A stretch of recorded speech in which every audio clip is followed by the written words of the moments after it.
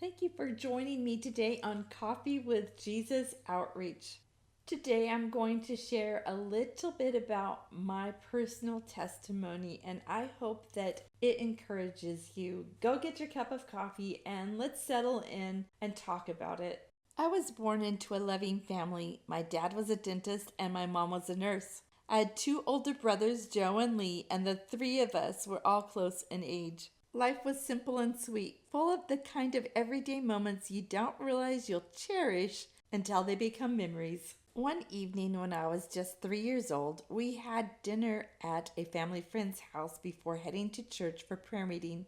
My dad left early to open the door, and Joe went with him. My mom, Lee, and I stayed behind to help clean up. Once the dishes were done, we got in our car and started our drive to the church. It was dark when we reached the intersection. My mom came to a stop, but as she proceeded, another car came barreling through, out of nowhere, colliding right into us. Their headlights were not turned on. The driver and the passengers of that car were intoxicated. That night, everything changed. My mom didn't survive the accident, and I lost the use of my left arm. Life for sure has been more challenging in a world designed for two hands.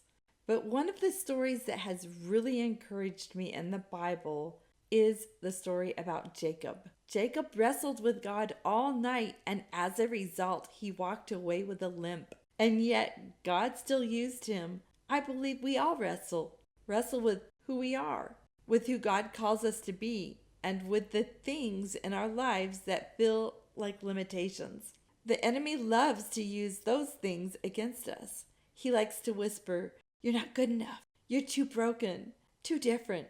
But Scripture tells us a different story.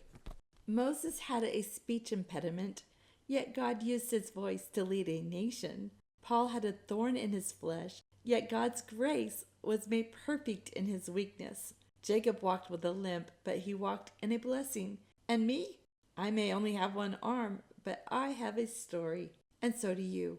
What if our perceived imperfections, our disabilities, and our insecurities aren't meant to hold us back, but instead are the very things God uses as a stage to glorify Himself? What if our lives are meant to be platforms where God stands, so that those watching can see His goodness, His power, and the love at work in us?